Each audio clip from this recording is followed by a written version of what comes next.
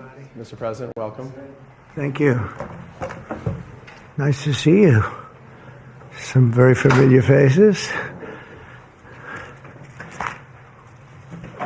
Well, thank you very much, and it's an honor to be here today. We have first full day as president. We're back, and we had a great first term, but we're going to have an even better second term, and I think we're going to do things that people will be shocked at. We're starting off with tremendous investment coming into our country at levels that nobody's really ever seen before, and they're very happy with the fact that I won the race and that they feel confident in their investments, and it's big money and high quality people.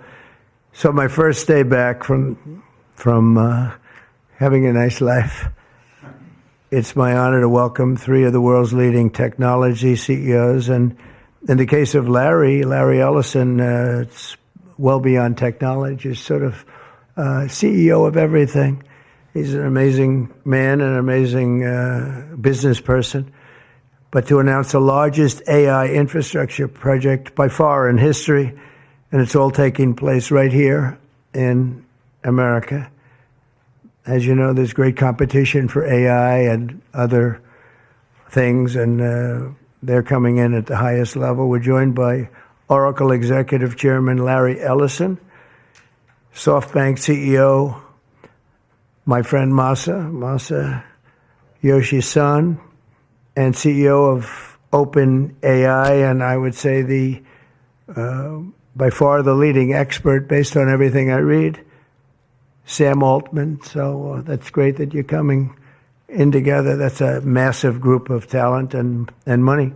Together, these world-leading technology giants are announcing the formation of Stargate. So put that name down in your books, because I think you're going to hear a lot about it in the future. A new American company that will invest $500 billion at least in AI infrastructure in the United States, and very, very quickly, moving very rapidly, creating over 100,000 American jobs almost immediately.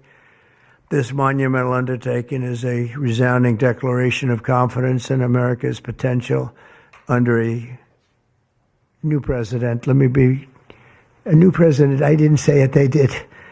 So I appreciate that, fellas. But it'll ensure the future of technology. What we want to do is we want to keep it in this country. China is a competitor and others are competitors. We want it to be in this country, and we're making it available.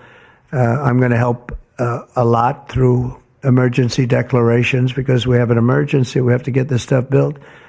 So they have to produce a lot of electricity, and we'll make it possible for them to get that production done very easily at their own plants if they want, where they'll build at the plant, the AI plant, they'll build energy generation, and that will be incredible. But it's technology and artificial intelligence, all made in the USA. Beginning immediately, Stargate will be building the physical and virtual infrastructure to power the next generation of advancements in AI, and this will include the construction of colossal data centers, very, very massive structures. I was in the real estate business. These buildings, these are big, beautiful buildings. They're going to employ a lot of people. And physical campuses in locations currently being scouted nationwide. They're making their choices of locations. I think they have their choice.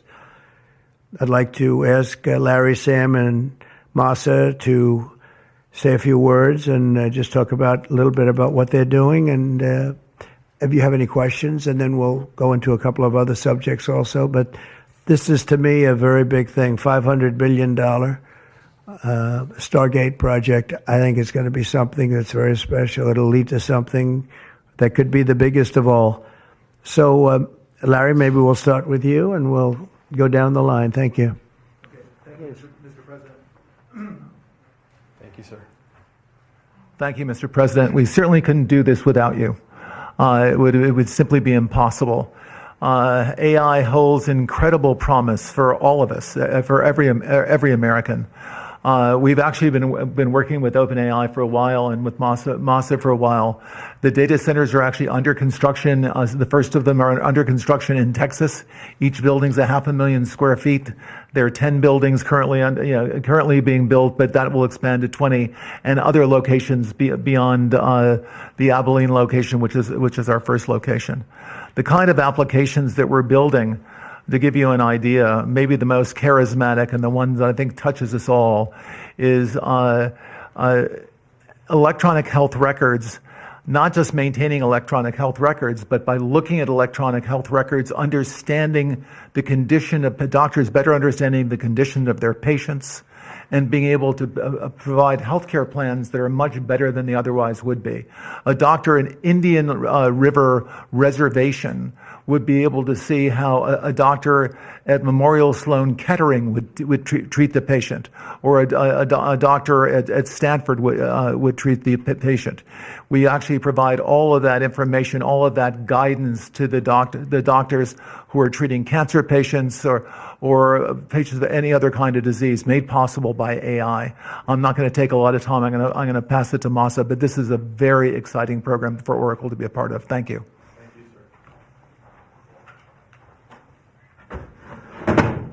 Thank you. That would be helpful. That's good. That's great. I feel tall now. Thank you. Well, Mr. President, last month I came to celebrate your winning and promised that we will invest $100 billion. And you told me, oh, Masa, go for 200. Yeah. Now I came back with 500. Because this is as you said yesterday, this is the beginning of golden age of America. This is one great example, I think. Right? We wouldn't have decided to do this. I think so. This is the beginning of golden age. We wouldn't have decided unless you won.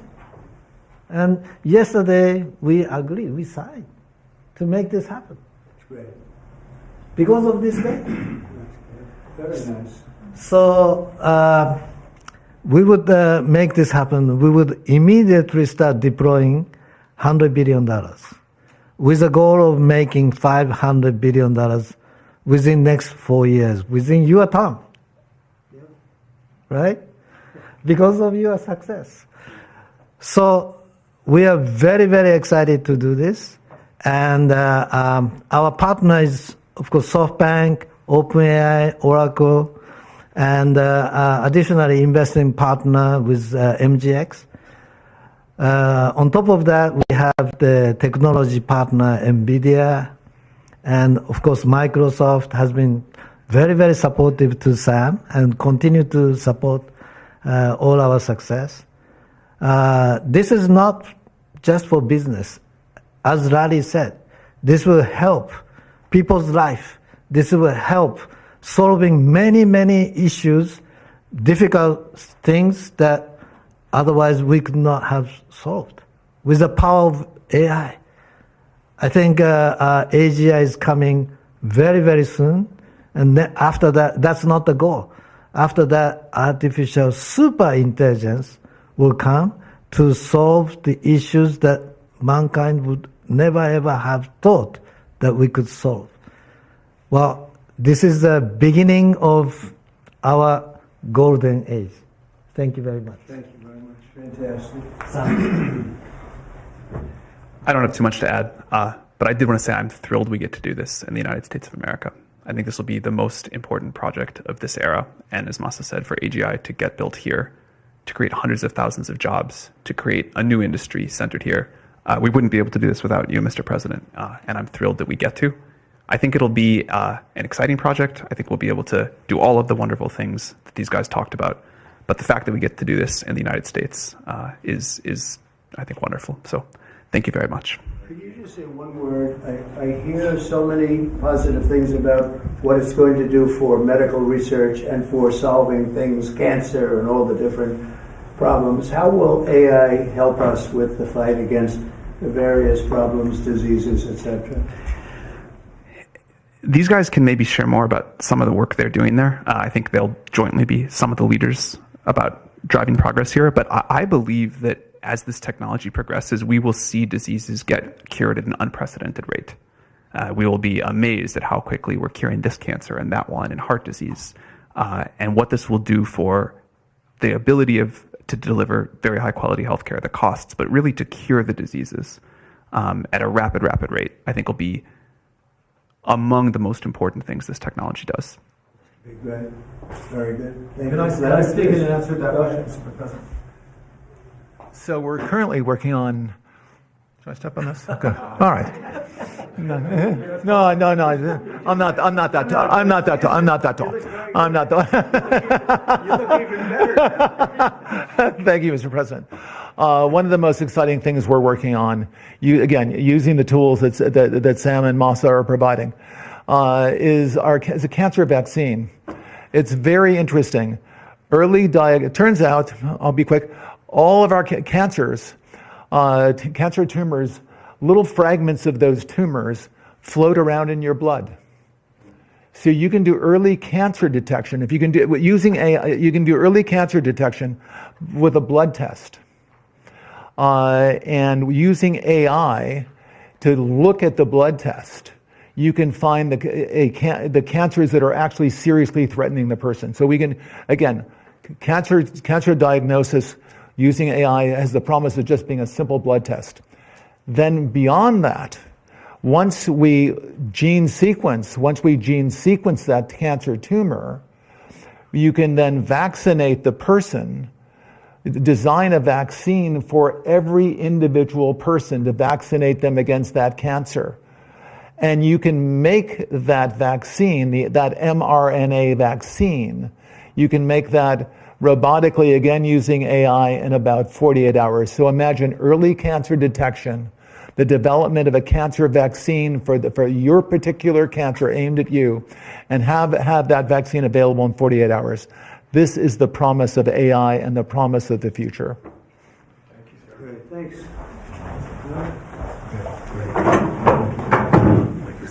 Mr. President, we have some questions. Yeah, just 1 second. We'll finish up. But these are highly respected guys. I was shocked with Larry because I don't even think Larry does this stuff.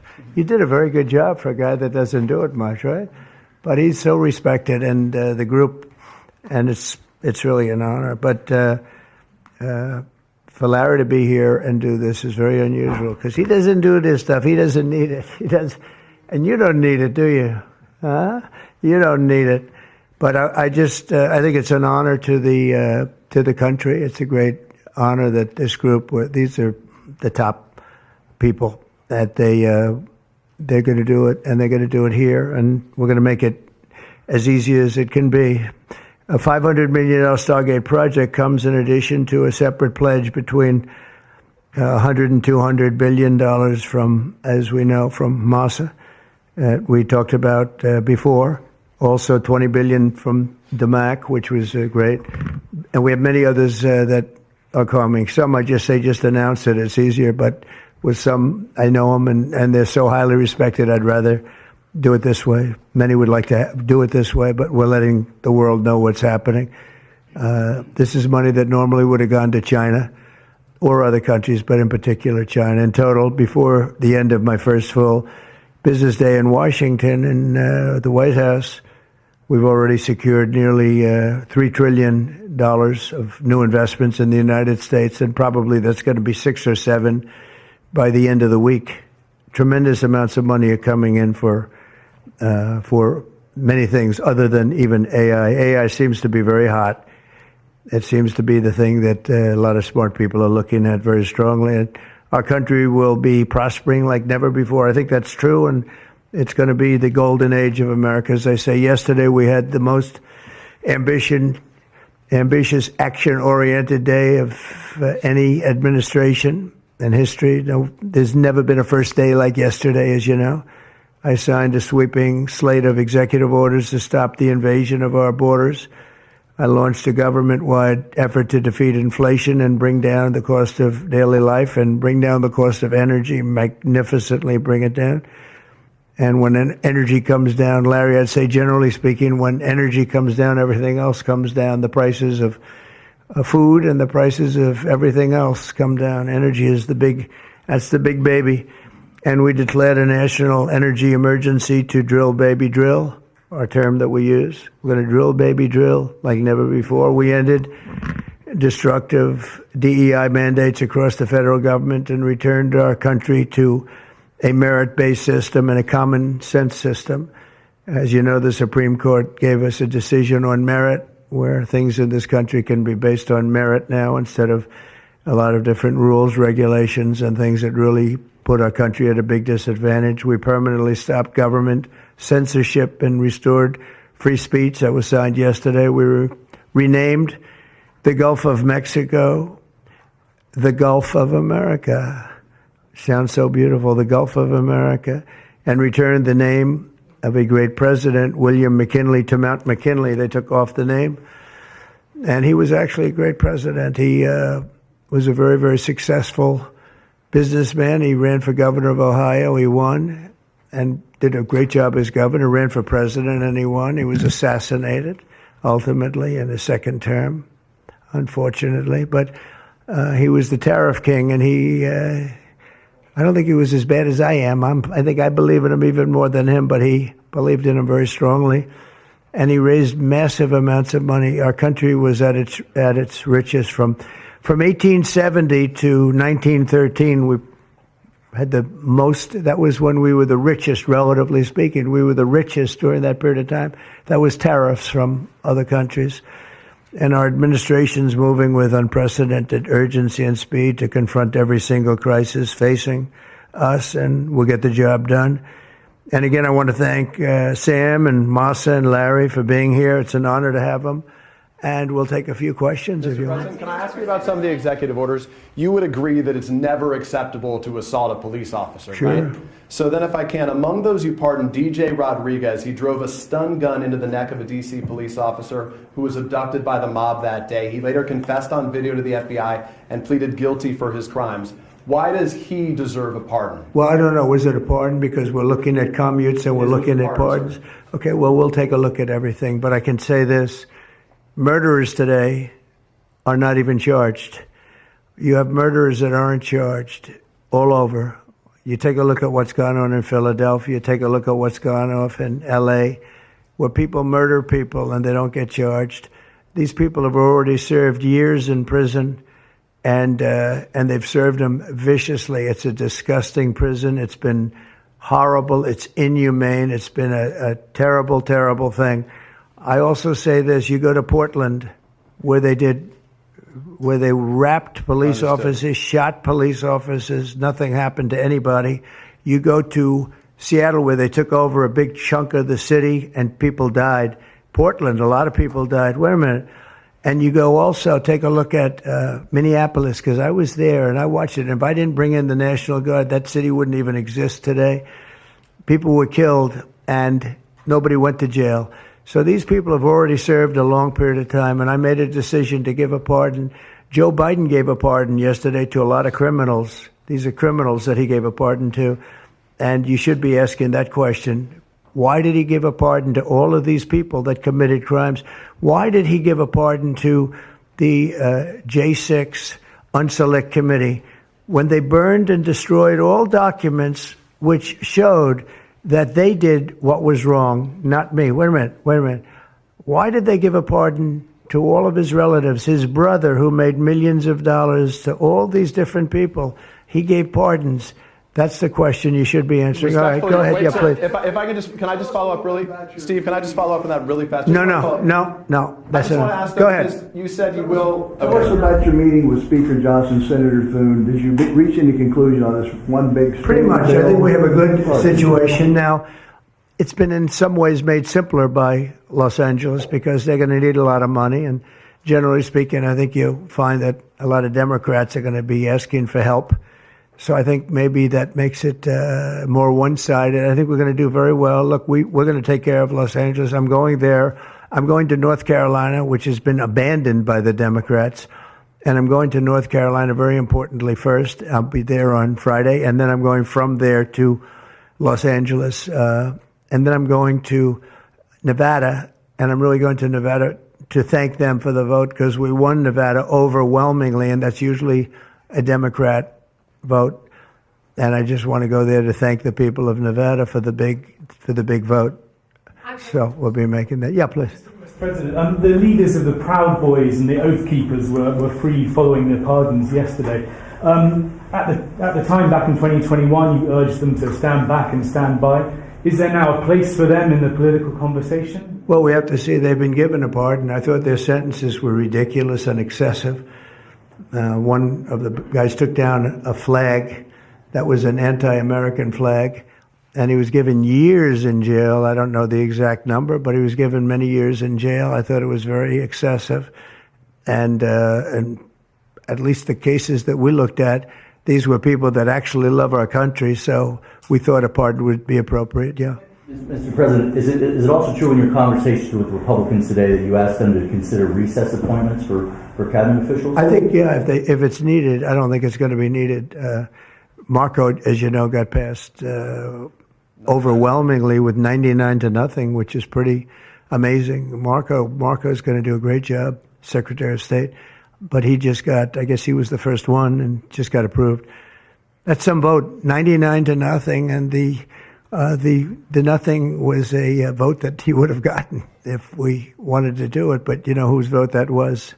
Who's doing a great job right now as vice president. Did you also talk about some sort of a trade or a deal involving wildfire relief in extension for a debt well, what I really want to have done, I was talking about this with the guys back in the Oval Office. Los Angeles has massive amounts of water available to it. All they have to do is turn the valve, and that's the valve coming back from and down from the Pacific Northwest, where millions of gallons of water a week and a day, even in many cases, pours into California, goes all through California down to Los Angeles, and they turned it off. It's off now. The valve goes, it turns toward the Pacific Ocean, and all that water goes pouring into the Pacific Ocean. If they did what I told them to do, they wouldn't do it because politically they didn't think it was good. I think it's great politically. I think they're dead politically. What they've done, they've destroyed the city. What they've done to that city is unbelievable. The sprinklers, there's sprinklers in there like these right here that you see. None of them had any water in them. They didn't have any water. The fire hydrants, 40% of them had no water. The brush was just dry. Everything was dry. The sprinklers on the lawn weren't allowed to even be used. So, you know, everything was dry, and it was an inferno. They created an inferno. So we're demanding that they turn the valve back toward Los Angeles right now. It's not even believable that they haven't done it. Just so you know, they have a valve, and it turns like, think of a sink, but multiply it times many thousands of times the size of it. It's massive. And you turn it back toward Los Angeles. Why aren't they doing it? They either have a death wish, they're stupid, or there's something else going on that we don't understand. But we want the water that they're throwing away to be used for California. And that includes the farmers of California. You know, when you drive up north, you see all of the land. I couldn't believe it. I was with Devin Nunes when he was a congressman and some other congressmen from the area, and we're driving up and we're on the highway, and I keep looking at these farms, and the land is bone dry, and then you'd see an acre, about an acre or 2 acres, with the most beautiful green plants growing in it, the most beautiful, it's rich stuff. And you look at the soil, and it's so rich. That soil is almost the equivalent to like Iowa soil. It's phenomenal. But it's got no water. But the reason it has no water, I said, do you have a drought? No. I said, what do you mean you don't have a drought? Look at the thing. It's dry as a bone. The reason you have like an acre is because they say you can farm 1 acre, but no more, because they didn't want to waste water. But they throw the water into the Pacific Ocean. These people are crazy. So we're going to be issuing an executive order demanding that they immediately let that water come down through California. Farmers, even people living in Beverly Hills. Now, those people have been a lot of them are wiped out. Believe it or not, you know, they were having restrictions, Larry, you know about this. they wanted to restrict you to 38 gallons of water a day. That sounds like a lot, but it's not. When you're a rich person and you like to take a shower, 38 gallons doesn't last very long. And they have all this water, and it's really good water. Up high, Pacific Northwest. Some comes in from Canada, a nice country, by the way. Comes in from Canada, and it comes all the way through California, and they're restricting it. You even have the half pipes, the half pipes, the cut pipes, big ones, bigger than this room, and they're going all the way down, and they're bone dry, and they could be loaded up with water. No, but isn't it incredible that they don't do it? And it's to protect the Delta smelt. It's a fish that's doing poorly anyway. But I said, how are you protecting the Delta smelt by not giving it water? It's a fish. It needs water. Nobody can answer that question. Can I ask about your vice president?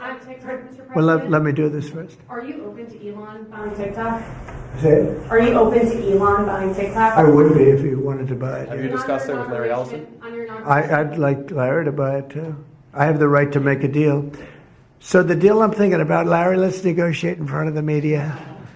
The deal, I think, is this, and I've met with owners of TikTok, the big owners. It's worthless if it doesn't get a permit. It's not like, oh, you can take the U.S. The whole thing is worthless. With a permit, it's worth like $1 trillion. So what I'm thinking about saying to somebody is buy it and give half to the United States of America, half, and we'll give you the permit. And they'll have a great partner, the United States. And they'll have something that's actually more valuable because they have the ultimate partner, and the United States will make it very worthwhile for them in terms of the permits and everything else. But so think of it, you have an asset that has no value or has $1 trillion value. It all depends on whether or not the United States gives the permit. So what I'm saying is let the United States give the permit, and the United States should get half. Sounds reasonable. What do you think? Sounds like a good deal to me, Mr. President. Mr. President, you're a president who has long said that you back the blue, but aren't you sending the message that assaulting officers is okay with these pardons? No, the opposite. In fact, How is it the I'm going to opposite? be letting 2 officers from Washington Police, D.C. I believe they're from D.C., but I just approved it. They were arrested, put in jail for 5 years because they went after an illegal, and I guess something happened where something went wrong. And they arrested the 2 officers and put them in jail for going after a criminal, a rough criminal, by the way. And I'm actually releasing. No, I am the friend of police. More than any president that's ever been in this office. More than 400 of the people that you pardoned, though, assaulted officers. So I want to ask you about the Vice President, J.D. Vance. He said, this is a week ago, he said, if you committed violence on January 6th, obviously you should not be pardoned. Why is your Vice President wrong? Well, only for one reason. They've served years in jail. They should not have served. 18, 12, 20 years. They've served years in jail, and murderers don't even go to jail in this country. And we had 1,500. We have 16 under review. As you know, we commuted about 16 of them because it looks like they could have done things that were not acceptable for a full pardon. But these people have served years of jail, and their lives have been ruined. And in many cases, listen to me for a second. Yes. Stop interrupting. I apologize. They've served years in jail, and if you look at the American public is tired of it. Take a look at the election. Just look at the numbers on the election. We won this election in a landslide because the American public is tired of people like you that are just one-sided, horrible people in terms of crime. You don't talk about all the people that have been killed and what happens to those murderers. Murderers get no time. You take a look at some of these DAs. They go after political opponents, but they don't go after people that shoot people in the street. They're caught. They know where they're living, know everything. They don't even go up to pick them up anymore. They just let them live there. They know all about it. They have their pictures. They have the tape of the shooting, and they don't even go up and you're talking about this. No, we pardoned people that were treated unbelievably poorly. In the history of our country, there's never been anything take place like this. They're still looking for them, but they're not looking for the murderers, the people that are killing everybody. We are, though, and we're getting them out of the country. We just started that. We're getting them out of the country, and they're going to be gotten out of the country fast. They came in illegally from jails and from prisons. They killed many people. Some of them killed many people. About 50% of them killed more than one person. They were released into our country. That's what we're focused on, not the kind of nonsense you're talking about. You've called for a ceasefire in Ukraine. If Vladimir Putin doesn't come to the table to negotiate with you, will you put additional sanctions on Russia? Sounds likely. And do you think that the war should be frozen currently along The war with should have never started. If you had a competent president, which you didn't, the war wouldn't have happened. The war in Ukraine would have never happened if I were president. But that couldn't happen because the election was rigged. Yeah, go ahead. Mr. President, there's been some debate within your orbit over whether or not to keep or eliminate H-1B visas. What's your position on that? Do you want to keep H-1Bs or do you want to get rid of them? I like both sides of the argument, but I also like very competent people coming into our country, even if that involves them training and helping other people that may not have the qualifications they do. But I don't want to stop. And I'm not just talking about engineers. I'm talking about people at all levels. We want competent people coming into our country. And HB1, I know the program very well. I use the program. Maitre d's, wine, experts, even waiters, high quality waiters.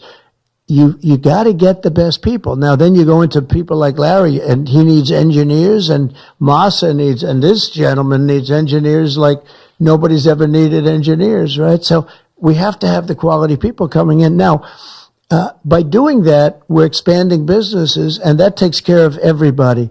So I'm sort of on both sides of the argument, but what I really do feel is that we have to let really competent people, great people come into our country, and we do that through the H-1 program. Mr. President, are you looking to impose tariffs on Canada and Mexico in an effort to force negotiations sooner on USMCA?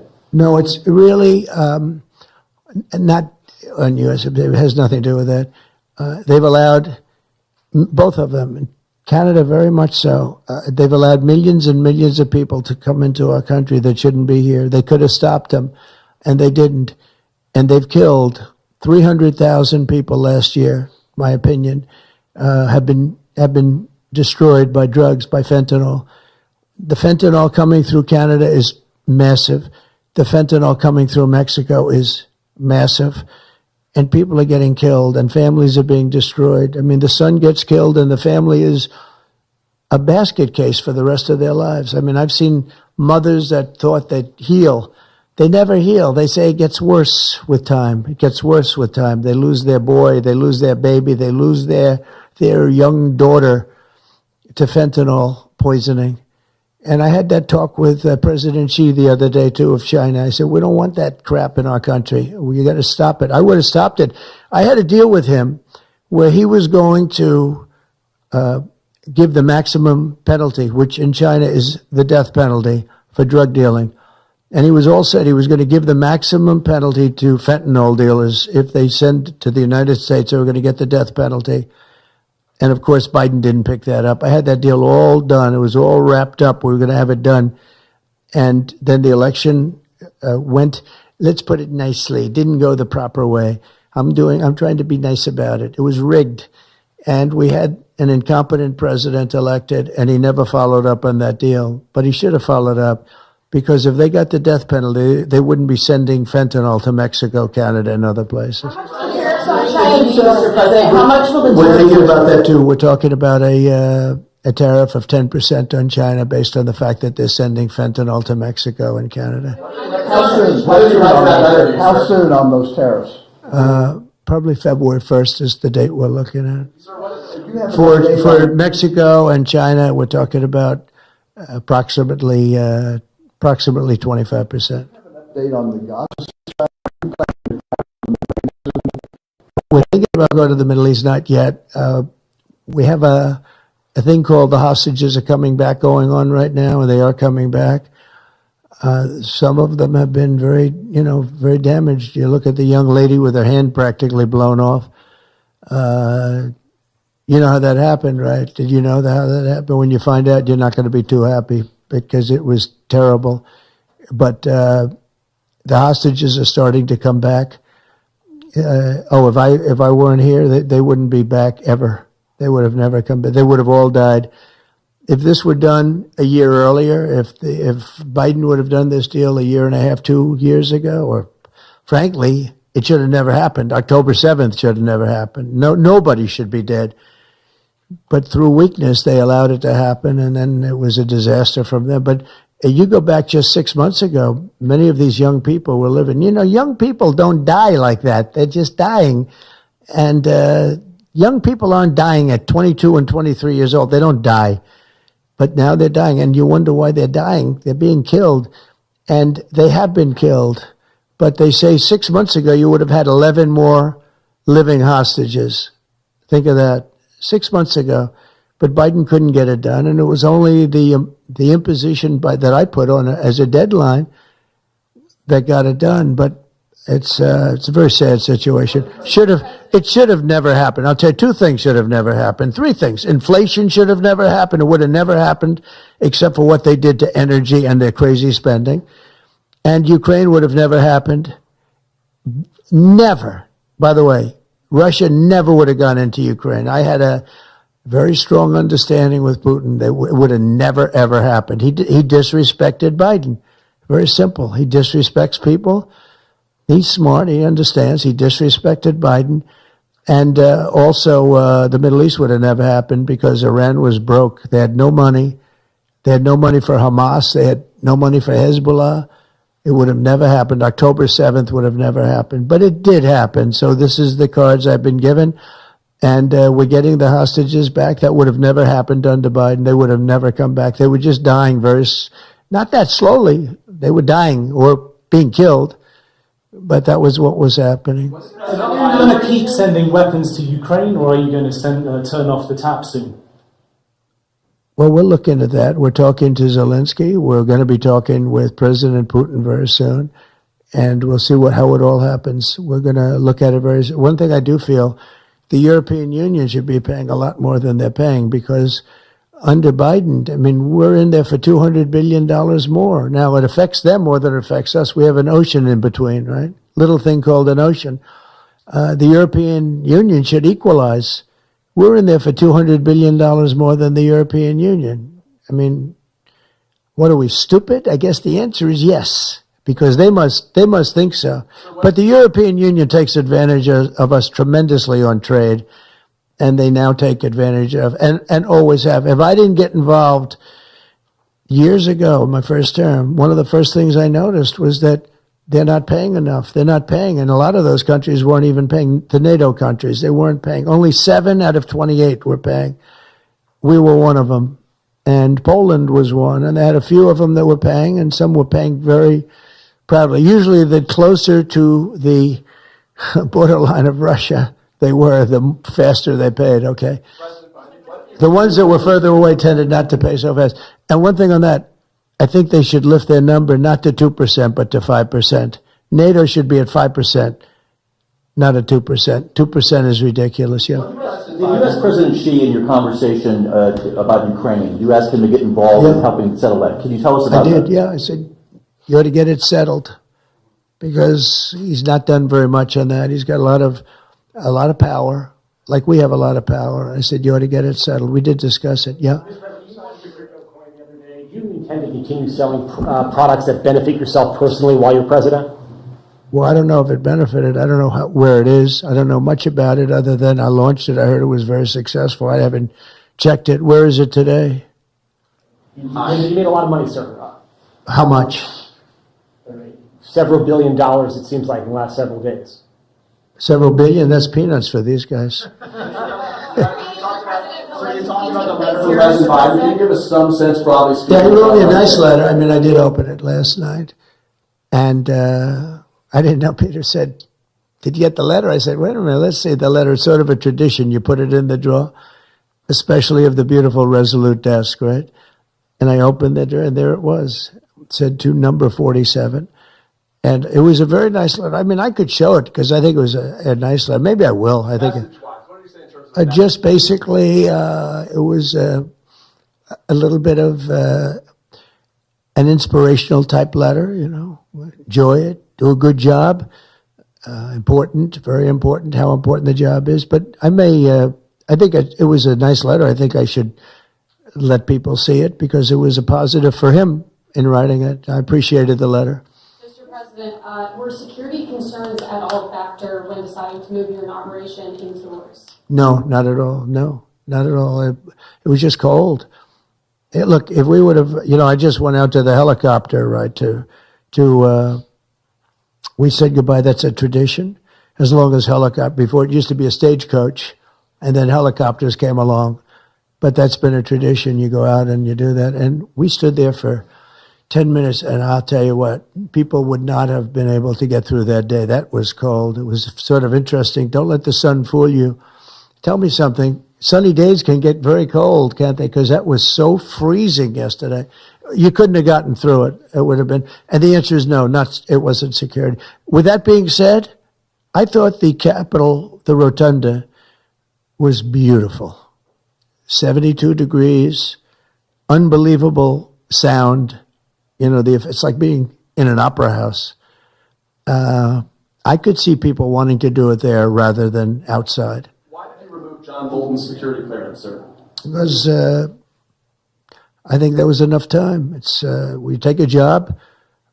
You take a job. You want to do a job. We're not going to have security on people for the rest of their lives. Why should we? I thought he was a very dumb person, but I used him well because every time people saw me come into a meeting with John Bolton standing behind me, they thought that he'd attack them because he was a warmonger. He's the one that got us involved, along with Cheney and a couple of others, convinced Bush, which was a terrible decision, to blow up the Middle East. We blew up the Middle East and we left. We got nothing out of it except a lot of death. We killed a lot of people. And John Bolton was, one of those guys, a stupid guy. But no, you can't have that for life. You shouldn't expect it for life. You mentioned with President Zelensky. Will that take place here? And when and where will you meet with I don't know. I mean, look, President Zelensky would like to have peace. He's told me that very strongly. He'd like to have peace. But it takes two to tango. We'll see what happens. When will you meet with President Putin? Anytime they want, I'll meet. I'd like to see that end. Millions of people are being killed. And they're being killed. It's a vicious situation, and they're now largely soldiers. A lot of people have been killed in the cities. They look like demolition sites. Buildings, massive buildings bombed and coming down. The thing with Ukraine is that many more people died than you're reporting. You're not reporting the real numbers, and I'm not blaming you for that. I'm blaming maybe our government for not wanting to release those numbers. Many more people died than what you know about. When those big buildings come down and they say 2 people were injured, no. Many people, thousands of people are being killed. But the real killing now is on the war front. It's a very flat land. And the only thing that stops a bullet is somebody's body. And you have young soldiers. So Russia's lost about 800,000 soldiers now. Ukraine's lost about 600 or 700,000. I think the numbers are low that they're giving out. But they've lost massive numbers of young soldiers, and that war should stop. It's very flat, it's beautiful farmland, and it's flat and really beautiful in a different kind of a way, but they don't have any protection. The only thing that stops a bullet is a body, and those bodies are stopping a lot of bullets, and they're being decimated, both sides. Your conversation with President Xi, what did you tell him in terms of when to expect tariffs, and what can he do to avoid them? About which one? About tariffs? We didn't talk too much about tariffs, other than he knows where I stand. Look, I put large tariffs on China. I've taken in hundreds of billions of dollars. Until I was president, China never paid not 10 cents to the United States. With me, they paid hundreds of $600 billion or so, or more than that even, of tariffs. And if I didn't do that, you wouldn't have a steel mill open in the United States right now. You wouldn't have one steel mill open in the United States. So what I did is I saved the steel industry. I saved other industries too with other tariffs. Other countries are big abusers also. It's not just China. China's an abuser, but the European Union is very, very bad to us. They treat us very, very badly. They don't take our cars. They don't take our cars at all. They don't take our farm products, essentially. They don't take very much. We have a $350 billion deficit with the European Union. They treat us very, very badly. So they're going to be in for tariffs. It's the only way you're going to get back. It's the only way you're going to get fairness. You can't get fairness unless you do that. But the European Union's treated us very badly. But essentially, everybody treats us badly. You know, everybody treats us badly. Yes, go ahead. Because we allow them to. Because we've had stupid people doing this, and we can't have. I'd like to have these three people negotiate for us, just for 1 week, and we'd be a rich country again. But we'll be rich. Mr. President, on AI data centers, will you rescind President Biden's executive order that opens up federal land? On which centers? On data centers. Will you rescind President Biden's executive order that opens up federal lands for data centers and energy production? No, I wouldn't do that. That sounds to me like it's something that I would like. I'd like to see federal lands opened up for data centers. I think they're going to be very important. Again, we have a lot of competition for that.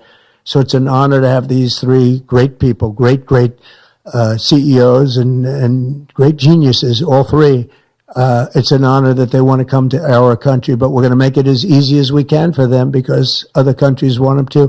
I'm going to have to go now. Thank you all very much. Thank you. Do you have TikTok on your phone? No, but I think I might put it there. I think I'll get it right now. By the way, again, we won the young vote. I think I won it through TikTok. So I have a warm spot in my heart for TikTok. Okay? Thank you. Thank you, Mr. President.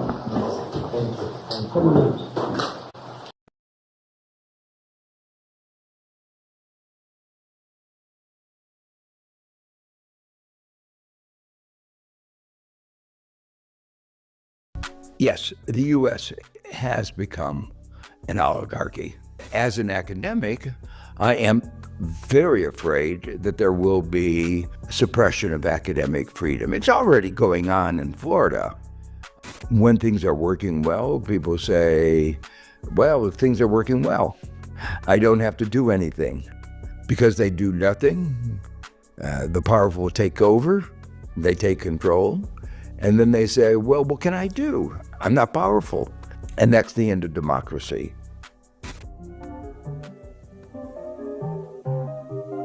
Welcome to the Green Letter Club, the channel that breaks down the big ecological issues.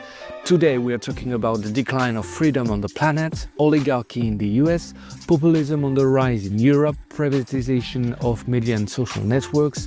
Freedoms are contracting all over the world, hence the question, is neoliberalism destroying freedom, democracy and the planet? To answer this question, we are honored to welcome Joseph Stiglitz, professor of economics at Columbia University, winner of the Nobel Prize in Economics in 2001, former White House advisor to Bill Clinton and author of The Road to Freedom, Economics and the Good Society. Thank you very much, Joseph, to come here in Paris. First question, the richest men in the world are controlling powerful social networks, are going to govern with billionaire president who has tried to overthrow power through a coup d'etat. Are the United States still a democracy, or are they become an oligarchy? It's very clear we're an oligarchy. We are also an imperfect democracy. Probably most democracies are imperfect. We've always been imperfect. But unfortunately, rather than going into the direction of becoming a more perfect democracy, we're going in the opposite direction. If you think of our history, at the beginning, the only people who could vote were wealthy men who were white. A small fraction of the population. Now, in principle, all Americans have the right to vote, but there is systematic attempt by the Republicans to engage in voter suppression and through a whole variety of means to make some people's voice and vote count more than others. Are you personally afraid for yourself, for your family, for intellectuals, as Donald Trump going for president in a few days? So far, I am not personally very afraid, but as an academic, I am very afraid that there will be one form or another of suppression of academic freedom. It's already going on in Florida. It's going on in a whole variety of places where governments are trying to restrict in public textbooks discussions of climate change, evolution, what really happened in America's history, history of slavery and oppression. That's already going on. Can you take examples? Well, there are several states where the discussion in the science books of climate change is cut out. You cannot teach it. There are many places where discussions of the history of racial oppression, from segregation, and the struggle for freedom, more freedom by African Americans is limited at best. And interpretations of this as oppression are not allowed. In your book, you say that liberty is in decline all over the world, not only in the US. How far freedom is declining around the world? Well, I think the reason that there is such a decline in freedoms in so many places is that the economic model called neoliberalism, which gave some people freedom, but it gave them the freedom to exploit others, has not worked. And the result of that is we've had slower economic growth. What growth that has occurred has gone disproportionately to those at the top. There's been stagnation in the middle, decline at the bottom. And there's a widespread feeling that the system does not work. The elites who promised them that everybody would be better off are being discredited.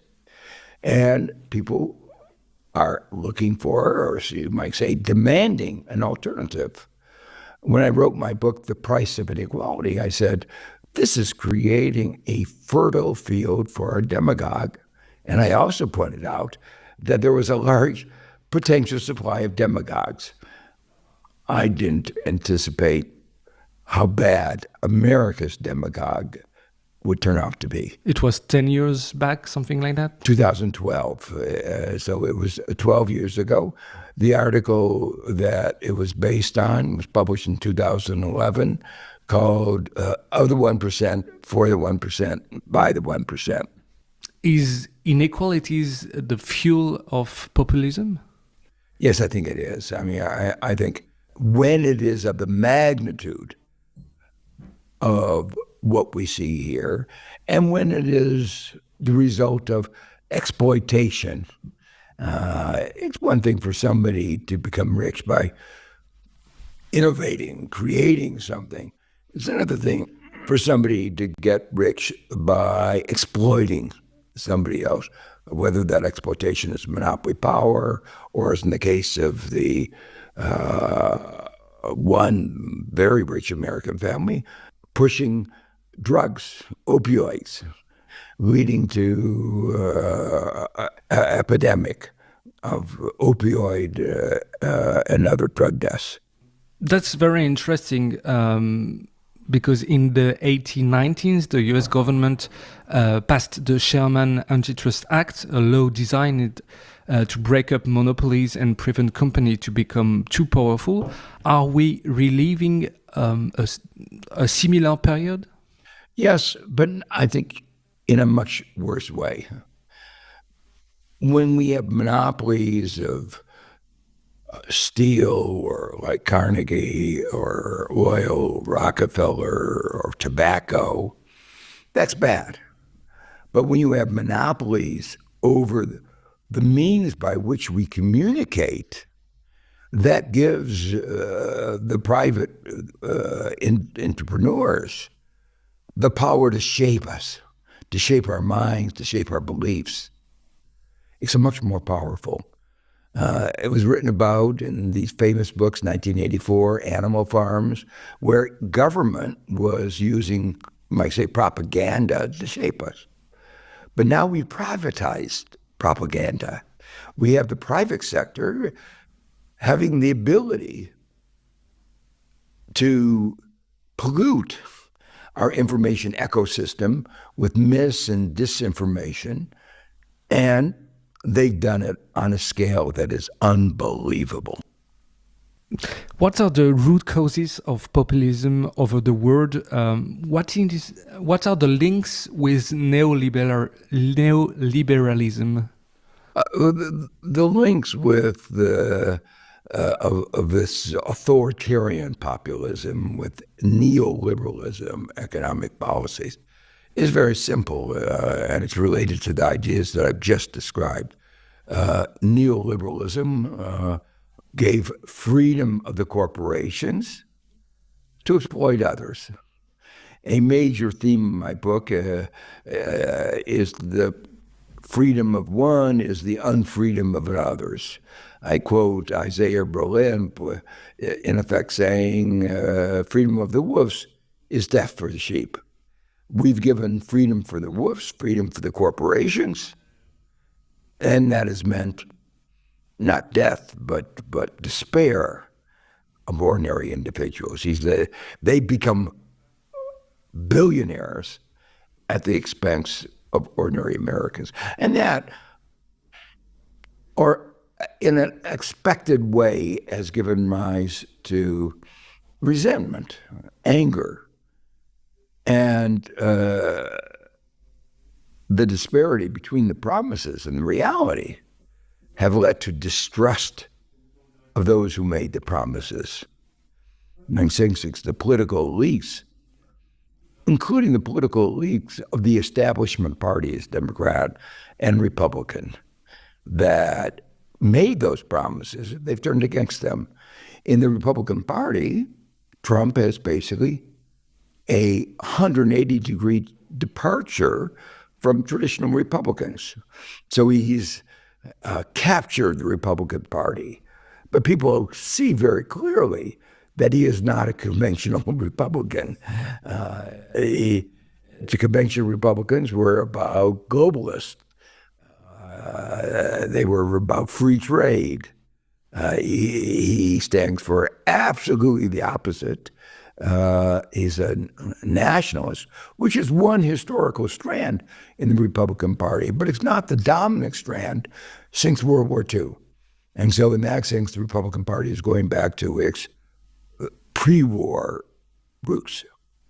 There is an idea in your book which I felt very interesting, is that contrary to popular belief, you say that authoritarian regimes are born in states where governments do too little, not in those that do too much. Am I correct? That's right. And I would just point out that the growth of this authoritarian populism is greater in a country like the United States because people feel cheated. They feel something is wrong. In countries where there is less inequality, government is providing them services, education, health services, adequate retirement. There's a sense of well-being, and there's not this anger that we have. We often look at income statistics, say GDP, say U.S. is a very high GDP. But what people really care about is standards of living, well-being. And all the surveys of well-being, U.S. is at the bottom. And one real indicator of well-being is life expectancy. If you don't live, you can't have well-being. Yeah, it's almost collapsing in the U.S. In the U.S., it's lower than in any other major advanced country. It's declining, and there are the largest disparities in life expectancies between those who are rich enough to get the wonderful care that we can provide at the top and the actual care that those at the bottom receive. We often talk about oligarchs in Russia. Can we talk about oligarchs in the US, in France, wealthy billionaires that are very close to the power? And there is another interesting idea is that usually they make business with the states. For instance, Elon Musk with Tesla and SpaceX receive a lot of money, but lots of billionaires benefit from the federal state. Yes, the U.S. has become an oligarchy. And what you said is absolutely right. But there's a twist for the U.S. The oligarchs in the U.S. often talk about libertarianism. They talk about a small government, but they don't mention how much they get from the government. So in the case of Elon Musk, Tesla has survived because of an almost $500 million loan from the federal government, where the government basically didn't take the upside. If they had taken the upside, in other words, said, if Tesla recovers, we want to get some shares, Elon Musk would not be so wealthy and the US government would be much wealthier. But as you say, SpaceX gets billions of dollars from the US government and a lot of money from other governments as well. So yes, this oligarchy is now very strongly established, and because it controls an important part of the media, the social media, Twitter, X, it gets to shape how very large portions of the population think about them. There is also, you say that the concept of freedom have been somehow captured. All forms of regulation are now seen as punitive. How did neoliberalism manage to hijack the concept of freedom? Yeah, it is a real story of you might say intellectual success that the very group that undermined the freedoms of so many people, gave freedom for the wolves to exploit the sheep, to kill the sheep, sold this idea of freedom. I think part of this you have to look particularly in the American context, where the American Revolution against Great Britain, getting U.S. freedom from colonialism, was described as a revolution for freedom. You see this looking back into our glorious past as about freedom. Give me death or give me freedom. But scholars more recently have reinterpreted this history. They now realize it wasn't about freedom, because most Americans in the South were slaves, and they were not given their freedom. If it was about freedom, it would have been the end of slavery. If it was about democracy, it would be giving votes to more people than just white, rich males. So it was, in some sense, little more than changing which elites would govern the North American colonies, whether it was elites from Westminster in England or elites within the colonies. So it was a change in political control from one elite to another elite, but not about freedom. But they seized that history, and that's why you see in the Republican Party the most extreme people calling themselves the Freedom Caucus, without understanding deeply what freedom meant and how we have to balance these freedoms. And one of the reasons for my writing the book was I wanted to recapture the freedom agenda for the left and say, let's think more deeply about what we mean by freedom, how we get freedom, and realize that the progressive agenda, the agenda of the left, is going to succeed in giving more freedom to more people.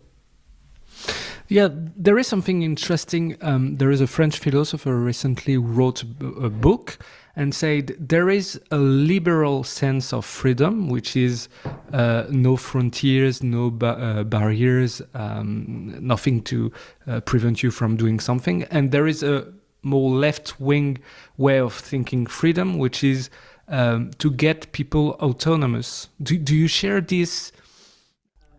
Yes, the way I put it is a little bit narrower than the French philosopher, more like an economist puts it. Freedom is about freedom to choose. You might say agency, which is what the French philosopher was talking about, but it's the scope of what you can choose as well. So if you are at the point of starvation, you do what you have to do to survive. You have no freedom. Somebody might say, well, you have the freedom to starve yourself to death in one way or another way. But for the individual who is about to die, one way of starving and another way of starving are equivalent. What I care about a lot is the ability of people to live up to their potential.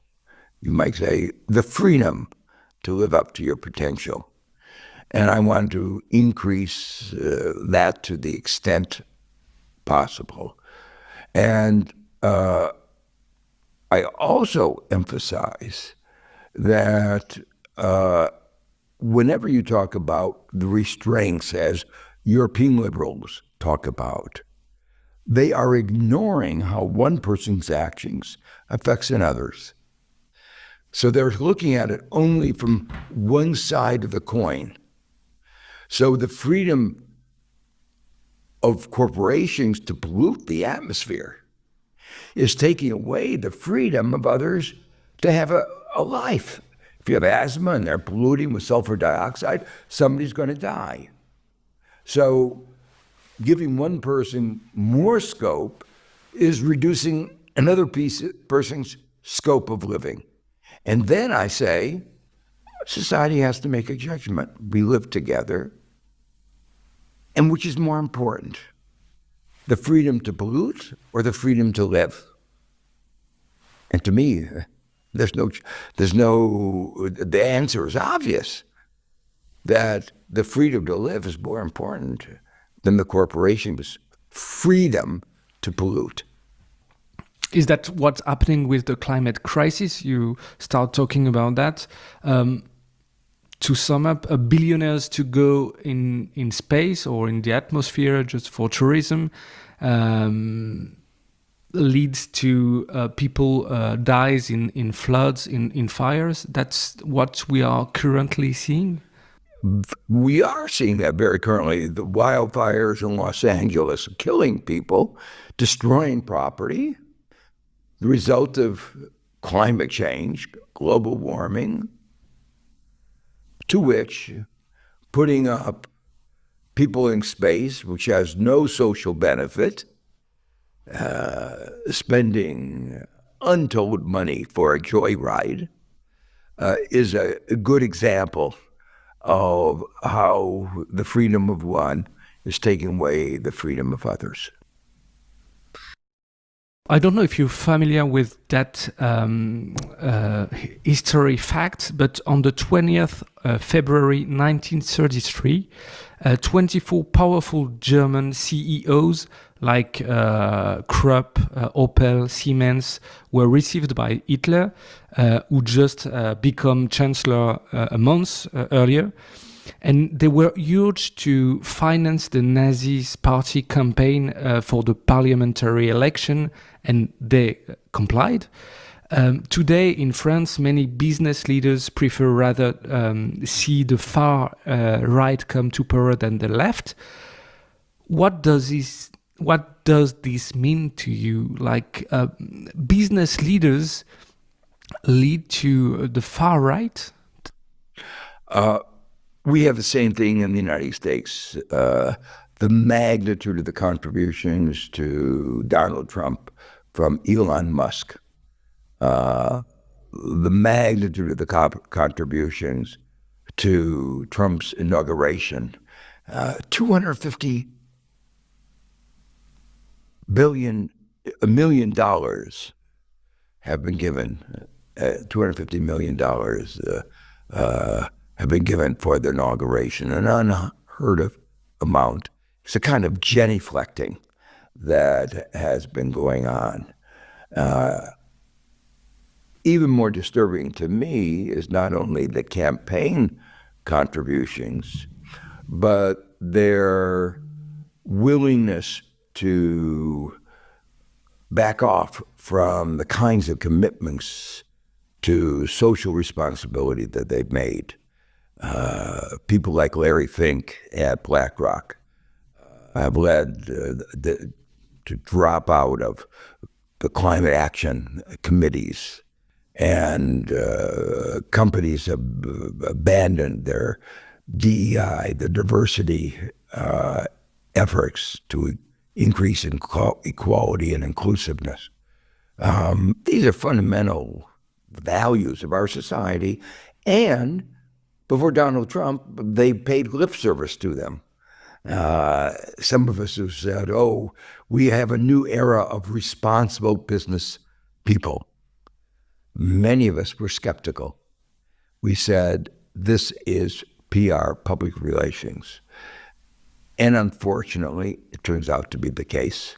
The moment it turned out to be politically inconvenient to be good, they changed the direction. I think, unfortunately, it will tarnish in a permanent or at least a long-term way the business leaders we're talking about. And that itself will lead to greater polarization in our society. There is another very interesting idea in the book. I think you quote a British poet who once said, "No man is an island." The mistake of many economists is to think the freedom only in an individual way.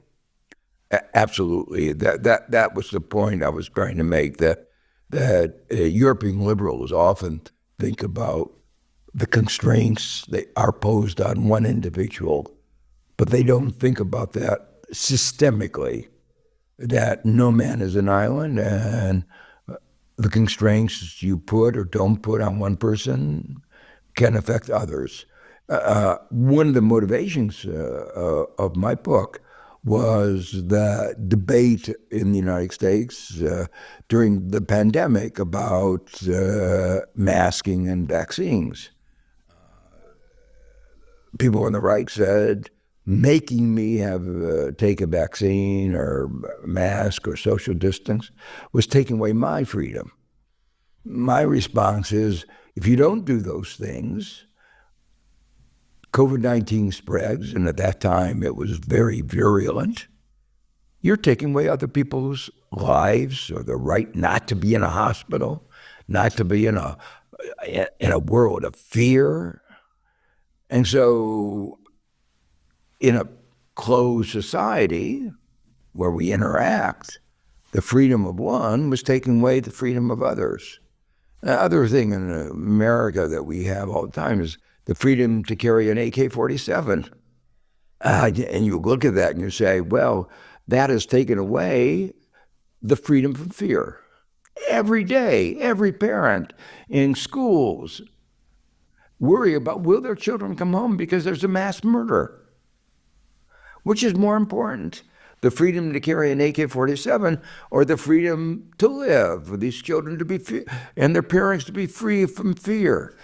They don't have to go training what to do when a gunman comes into your classroom, how you climb underneath the desk.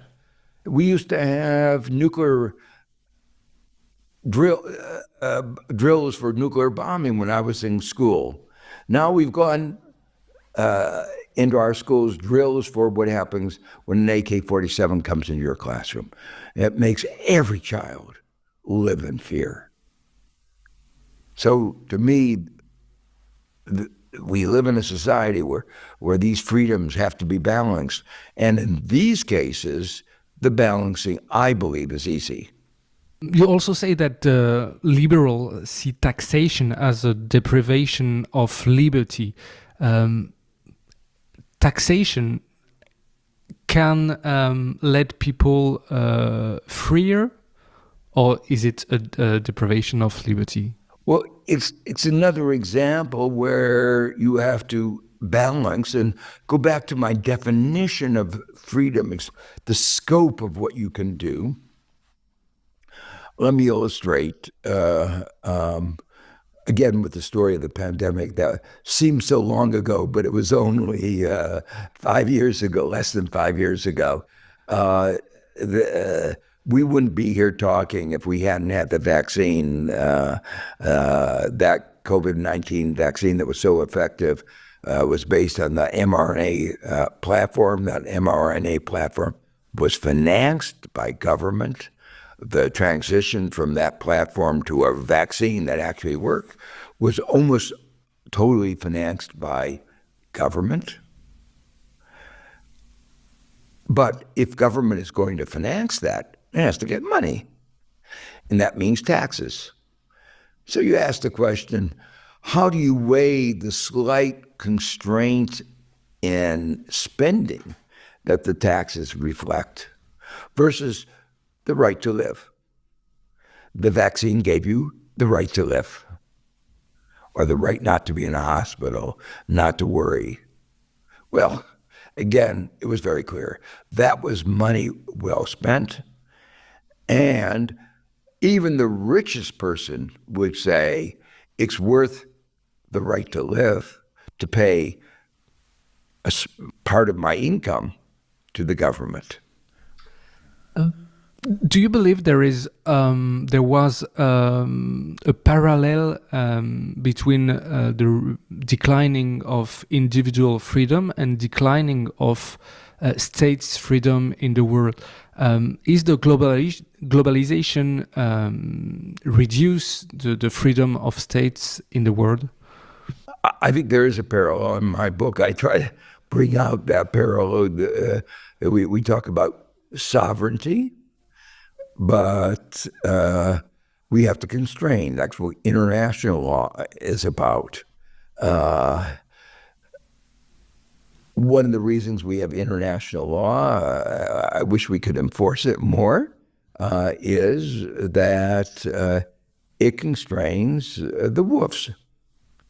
Donald Trump has raised the question whether he will invade Greenland.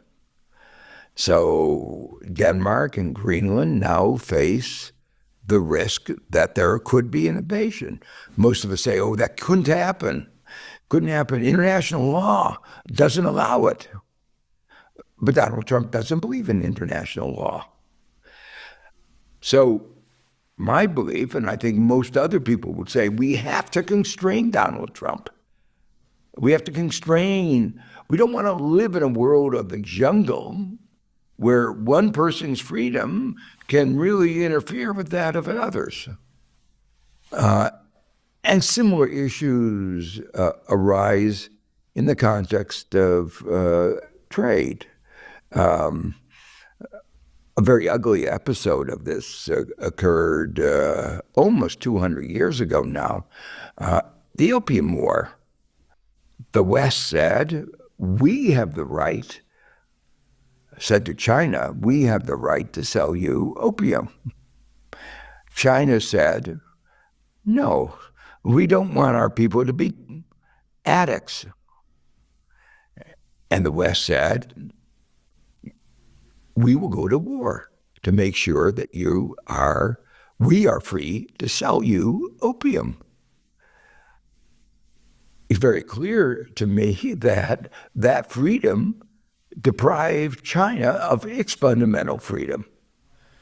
Today we wouldn't do it. We would say that's outrageous, but that was the reality. And if we look around, Donald Trump is trying to create that kind of world where the powerful dictate their terms, and international law means nothing. You were part of Clinton's administration, and those leaders at that time, Clinton, Blair, Schroeder, have been leaders that, in your opinion, have been corrupted by liberal ideas because they implement lots of laws, liberal laws in a way. At that time, liberal ideas were that strong that they've corrupted even the, let's say, left-wing side of politicians? Yes. I would say there are important differences among the various leaders, but neoliberal ideas were just very pervasive, even among the center-left. Center-left wanted to say we're going beyond socialism in Europe. In America, we're going beyond the New Deal of Franklin Roosevelt. We're in a new world, and they wanted to show that they were modern. And so these ideas had a lot of influence among them. I would make some distinctions. I think there was an element in many of them of real corruption. Schroeder wound up, after making Germany dependent on Russian gas, chairman of Gazprom. The same occurs with Fillon, or a former prime minister. Yeah, so that was corruption. It was the enticement of money. He put his country at risk. I wrote about that in one of my books, Making Globalization Work. I said it was absurd, it was foolish for Germany to get so dependent on Russian gas. And the consequences we saw when Russia invaded Ukraine. In the case of Clinton, he was ambivalent. We had an intense debate between people like Bob Reich, the Secretary of Labor, me on the one hand. We talked about corporate welfare. We said that we ought to have restraints, make sure we have a competitive market. We worried about lack of competition. So you had that side, and then you had the Robert Rubins, the Larry Summers, who were very much on the side of the corporations. Larry Summers advocated, for instance, lowering capital gains taxes, increasing inequality. So you had an active debate within the Clinton administration. Too often, the answer came down on the side of the corporations and on the rich. But at least in the Clinton administration, I think we had, during the first 4 years, a real debate on these issues. Let's say that luckily I'm elected as French president tomorrow, and I invite you to give me some pieces of advices to get the people freer. What would be the first advices you will give to a president or a prime minister to get his people more freedom? Oh, there are so many dimensions to freedom that is not a simple recipe. It's a broad agenda. We've been talking a little bit about the environment, climate change. Young people, if they are going to have freedom to live their lives, we have to do something about climate change. So you've seen the effect already, but the effect on them in 20, 30 years will be enormous. So one of the first things I would say is do something very strongly about climate change. restrain pollution, and there are a whole variety of combinations of public investments, regulations, incentives through taxes that one can do to constrain climate change to enhance the freedom of young people to have the kind of future that they want. I think that one of the issues that is being debated in France is retirement. How do you have a good retirement? We are benefiting from advances in medicine that have extended our life expectancy and our ability to work. And that has affected the economic viability of the old pension systems. But at the same time, it has increased disparities in our society. Somebody who is a blue-collar worker who works physically every day, his life expectancy has not increased in the way that a professor like me, I can teach. I'm 81 going on 82 and I'm still teaching full time. I love it. And the difference is very high. I don't have the right figures in mind, but it's like 10 years of difference. It's crazy. In the US, more than that in life expectancy.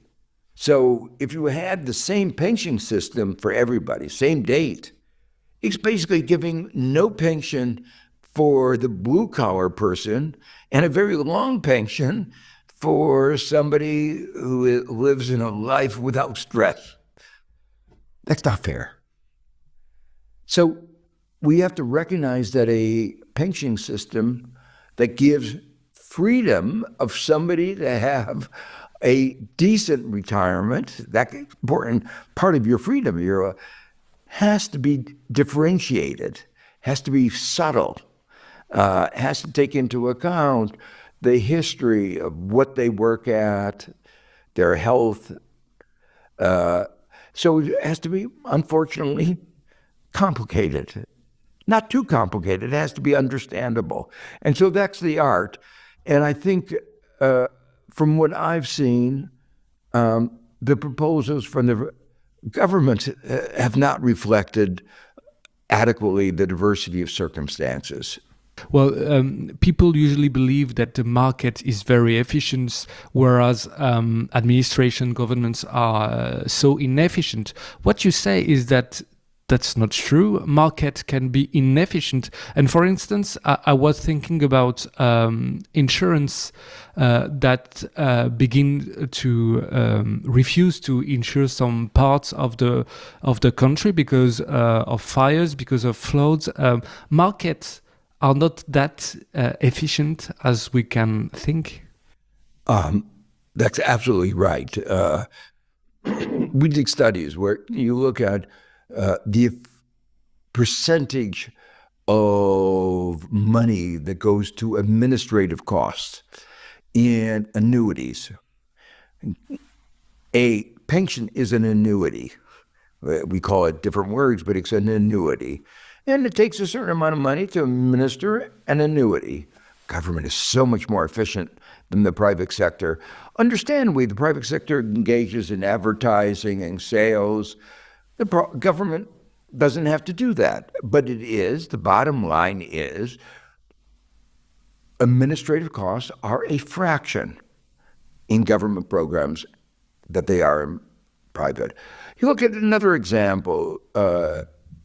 France has basically a public health system, which is more efficient.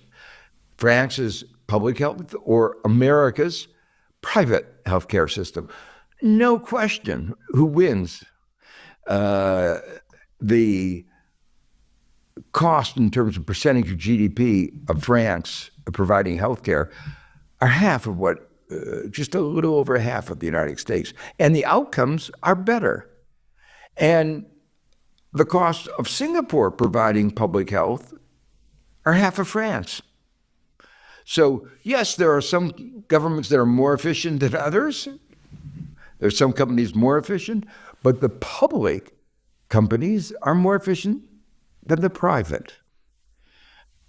You look at the way American private insurance companies treat individuals.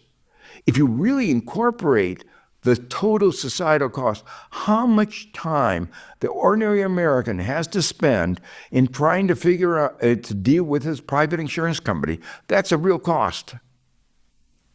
And it is, let me say very frankly, very, very ugly. So aggravating that we had the CEO assassinated of United Health.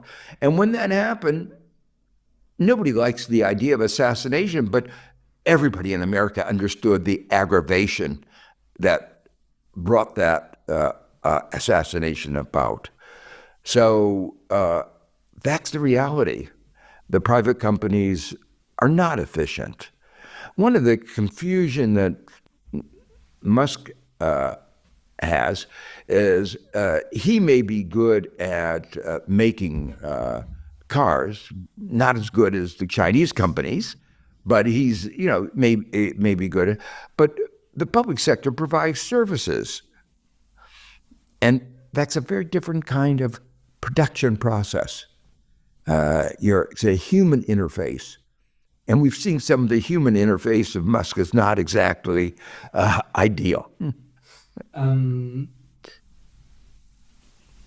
Well, one of the avenues you suggest in your book is a greater diversity of institutions, not just companies seeking for profit at any price. What would be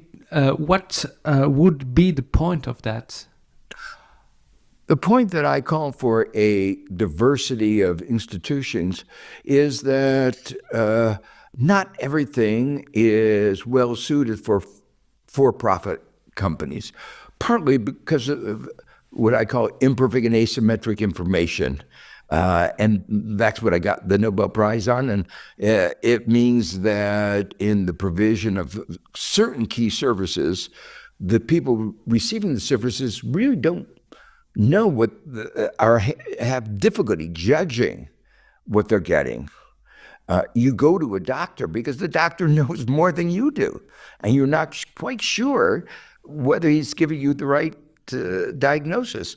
You don't want to feel that he's providing you services, because the more services he provides you, the more money he makes. You want him to be dedicated to your interest, not to profit maximization. Education. Donald Trump created Trump University. It excelled in one thing: exploitation. It didn't deliver any services. People went to Trump University, they paid money because they thought, here was a successful entrepreneur, maybe he is going to tell me the recipe for success. You look at the United States, one of the strengths of the United States is its education, higher education system. People go there from all over the world. There is not a single good for-profit university among the top universities. The not-for-profits are Harvard, Yale, Columbia, Princeton, Stanford. Then you have the state universities like Berkeley, but none of them are for profit. So that's another example where we have very successful institutions that are not for profit. And final example I talk about, we are increasingly becoming a care economy. And you want people who provide care to have empathy. That should be their motivation, not exploitation, not profits. And you think about, would you trust a for-profit institution, a for-profit company, to take care of an elderly person suffering from dementia? They don't know how they're being treated. And I get worried when a Wall Street hedge fund buys an old age home. I ask myself, what do they know about caring for elderly people Why are they doing it? And I have to believe and have a suspicion because this is a group that you can really exploit. That really happened in France, where elderly persons have been very violently treated because it was a wealthy corporation that bought the group. Leopold Kohl said, whenever something is wrong, something is too big, in the immense, everything collapses, even the good, for as will become increasingly clear, the world's one and only problem is not evil, but excessive size. Doesn't the world's disorder ultimately stem from a globalization that allows overly powerful multinationals, corporations, overly wealthy billionaires, overly influential social networks? The main problem is that the size of phenomena. I think it's a critical problem. Historically, in our competition laws in the United States, we've dismissed size alone as the dominant aspect and says it's size relative to the market. I could be a small company but dominate an important market and still have market power.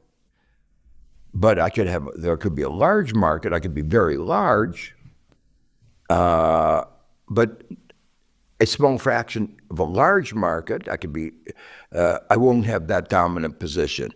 So historically in antitrust, it's size relative to the market. But there's a rethinking of that is very much along the lines of your quote, that size itself is important because the role it can play in our politics, not in the private market, but in our political discourse. And within the United States, that's this emphasis of saying that we have to worry about power, size, is called the neo-Brandeisian movement that recognizes that however you denote the market, if you have somebody who is a billionaire, multi-billionaire like Musk or Zuckerberg, they have enormous influence. Their size distorts our democracy.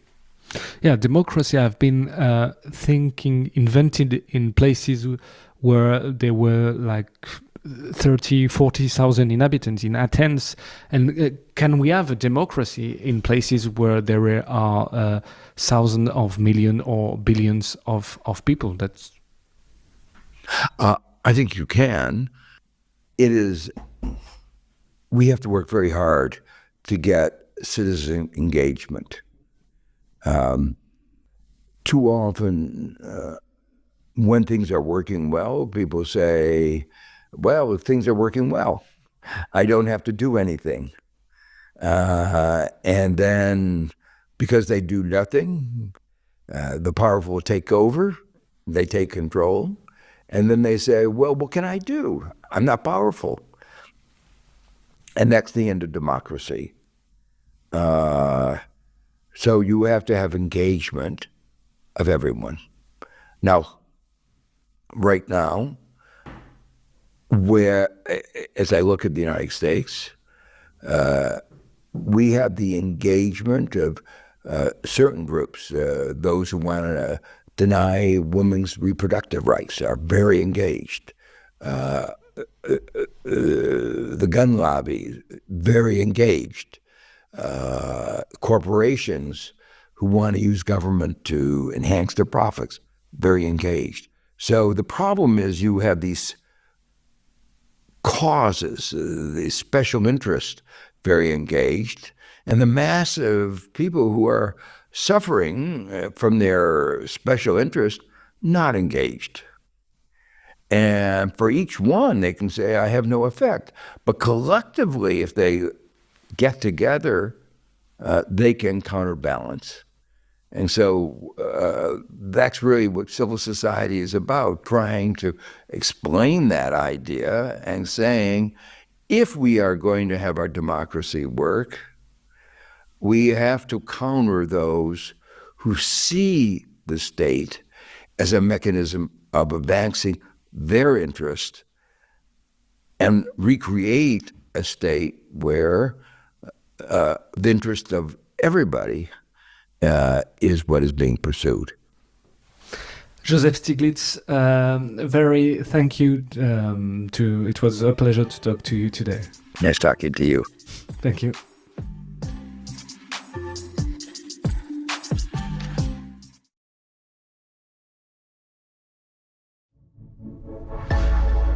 Check podcasts. Attention, Canadians. Do you feel disconnected from our current political system?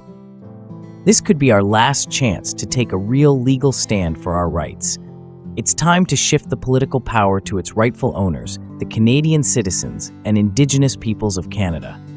Dive into our history, understand the need for change, and embark on the quest for true democracy. Are you concerned about our nation's commitment to human rights and self-governance? The power shift to freedom aligns with vital treaties and international laws enabling us to claim our rightful place as collective head of state. We advocate legally replacing the Crown, King Charles III, and our partocracy system with a true democracy, the peoples as the true collective head of state with veto power over our governance, to ensure your voice counts more than party interests. When our national collective civil and political rights are respected, your influence on policies will be direct and impactful. Join us on this noble struggle to make every Canadian and Indigenous peoples a meaningful participant in our future as collective head of state, which was legally owed and kept from us since the patriation of our Constitution, an official decolonization from the United Kingdom of 1982. It's time to correct the past of our government's lies and omissions to the people of our great country before it is too late. People 15 years old and over can sign our Canadian People's Referendum at canadianreferendum.ca and unite for our rights as the collective head of state in our Constitution. Together, we can be the example in reshaping Canada's future, not just for us, but for all peoples worldwide, once and for all. Are you ready to be part of this transformative movement? Join the Power Shift to Freedom movement by the Canadian People's Union and be part of a bold vision for Canada's future. Visit thecpu.ca for more details. Embrace and face the change required on your part to shape our future.